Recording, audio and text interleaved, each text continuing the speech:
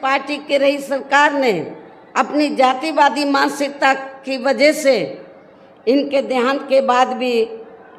इन्हें सम्मान नहीं दिया है। परम पूज्य बाबा साहब डॉक्टर अम्बेडकर को सम्मान नहीं दिया था जो इनके द्वारा बनाए गए, जैसा कि मैंने अभी आप लोगों को बताया कि जो इनके द्वारा बनाए गए संविधान के अब अपने स्वार्थ में आए दिन हवाई व खोखली बातें ही करते रहते हैं। इतना ही नहीं बल्कि इनके कारवां को आगे बढ़ाने वाले महान व्यक्तित्व मान्यवर श्री कांशीराम जी के देहांत होने पर उस समय केंद्र में रही इसी कांग्रेस पार्टी की सरकार ने इनके सम्मान में एक दिन का भी राष्ट्रीय शोक घोषित नहीं किया था। इससे भी इन वर्गों के प्रति इस कांग्रेस पार्टी की हीन व जातिवादी मानसिकता साफ झलकती है और यही स्थिति बीजेपी व अन्य और जातिवादी पार्टियों की भी हमें नज़र आती है। इसके साथ ही इन वर्गों के लोगों को जुर्म जाति से निजात दिलाने के लिए जो भी नियम व कानून आदि बने हैं तो उन पर भी केंद्र व राज्यों की जातिवादी सरकारें सही से अमल नहीं कर पा रही हैं, जिससे अब इनके ऊपर शोषण करने वाले लोगों का मनोबल और भी ज़्यादा बढ़ रहा है। और ये सब हमें यहाँ आपके बिहार प्रदेश में भी काफ़ी कुछ देखने के लिए मिल रहा है। इसी प्रकार हमें पूरे देश में मुस्लिम व अन्य धार्मिक अल्पसंख्यक समाज के लोगों की भी हालत कोई खास अच्छी नज़र नहीं आती है, जिसका काफ़ी कुछ खुलासा सच्चर कमेटी की रिपोर्ट में भी किया गया है। इनके साथ साथ अपर कास्ट समाज में से खासकर गरीब लोगों की आर्थिक स्थिति अभी भी यहाँ पूरे देश में काफ़ी ज़्यादा खराब व दयनीय बनी हुई है। इनके अलावा आपके बिहार प्रदेश सहित पूरे देश में सर्व समाज में से विशेषकर यहाँ गरीब, मजदूर, किसान, कर्मचारी, छोटे व्यापारी एवं अन्य मेहनतकश लोग भी अपनी विभिन्न समस्याओं को लेकर अभी भी हमें काफ़ी ज़्यादा दुखी व परेशान ही नज़र आते हैं। और इन सब की मुख्य वजह हमारी पार्टी केंद्र में व आपके बिहार प्रदेश में भी यहाँ अब तक की रही सभी विरोधी पार्टियों की सरकारों की गरीब व किसान विरोधी तथा इनकी जातिवादी संकीर्ण व पूंजीवादी मानसिकता के तहत बनाई गई इनकी गलत नीतियों एवं गलत कार्य प्रणाली को ही पूरे तौर से जिम्मेवार मानकर चलती है, जिसके कारण ही आए दिन यहाँ पूरे देश में गरीबी, बेरोजगारी व महंगाई आदि भी काफ़ी ज़्यादा बढ़ रही है, जिससे आम जनता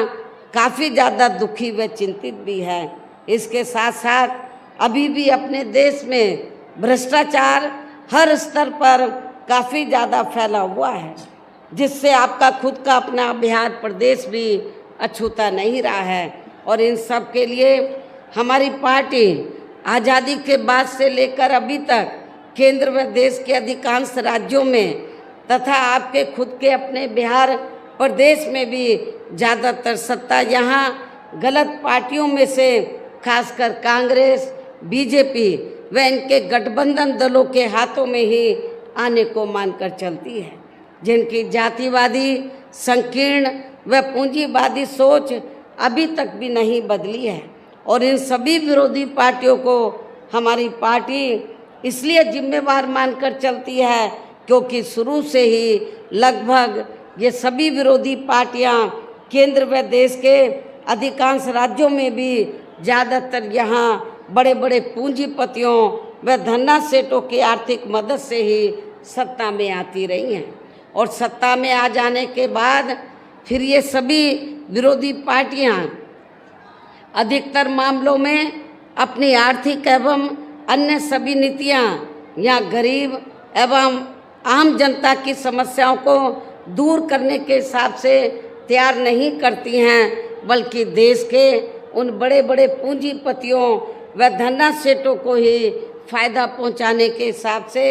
अपनी अधिकांश नीतियां तैयार करती हैं, जिनके धन व बल से चुनाव लड़कर ज़्यादातर ये पार्टियां केंद्र वे आपके राज्य सहित अन्य राज्यों में भी अभी तक यहाँ सत्ता में आती रही हैं, जिसके कारण ही अब पूरे देश में वे आपके खुद के अपने बिहार प्रदेश में भी अभी भी हमें यहाँ सर्व समाज के लोग अपनी विभिन्न समस्याओं को लेकर काफ़ी ज़्यादा परेशान ही नज़र आते हैं, जबकि पूरे देश में बीएसपी ही अकेली एक ऐसी पार्टी है जो विरोधी पार्टियों की तरह देश के बड़े बड़े पूंजीपतियों व धन्ना सेठों की आर्थिक मदद से नहीं, बल्कि अपनी पार्टी के ही आम कार्यकर्ताओं की आर्थिक मदद से चुनाव लड़कर केंद्र व राज्यों की भी सत्ता में आना चाहती है, ताकि हमारी पार्टी सत्ता में आने के बाद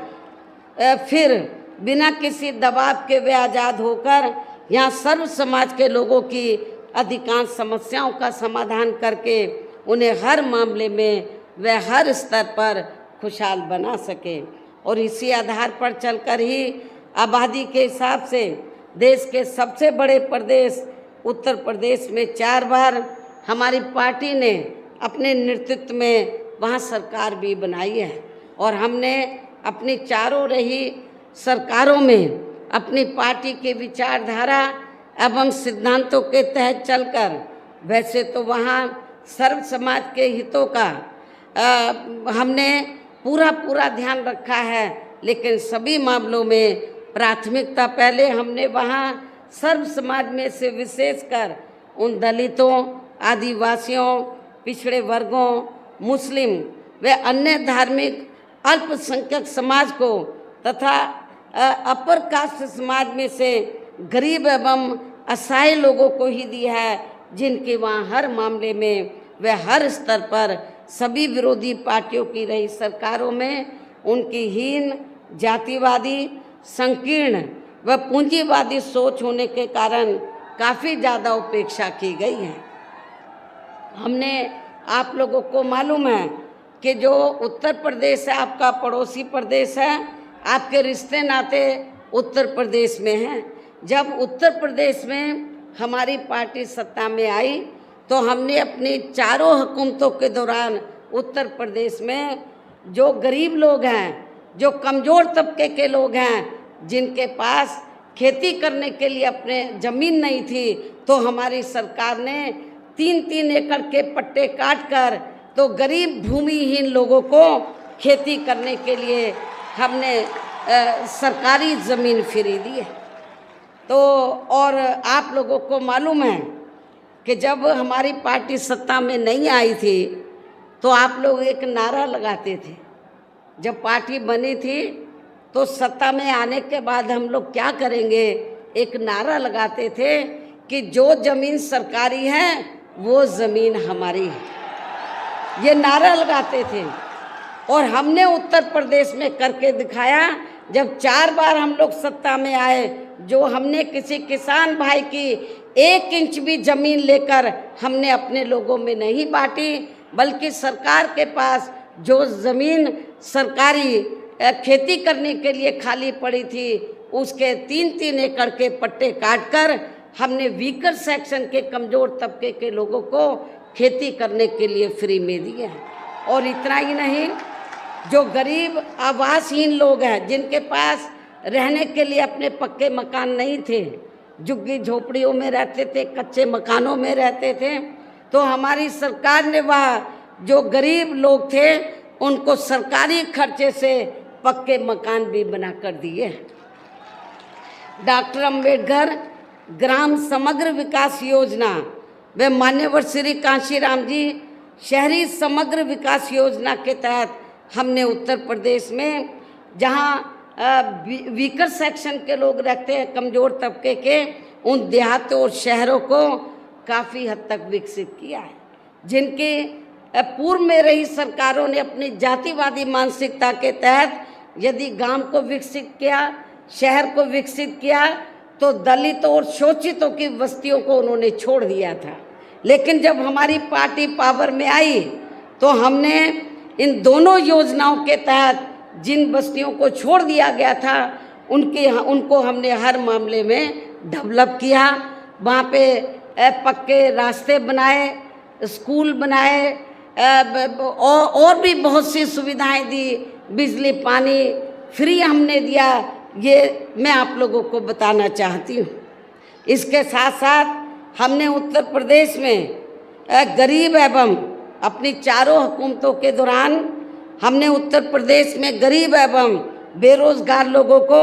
दूसरी पार्टियों की रही सरकारों की तरह मामूली सा बेरोजगारी भत्ता न देकर उन्हें बड़ी तादाद में सरकारी एवं गैर सरकारी क्षेत्रों में स्थायी रोजगार भी उपलब्ध कराए हैं।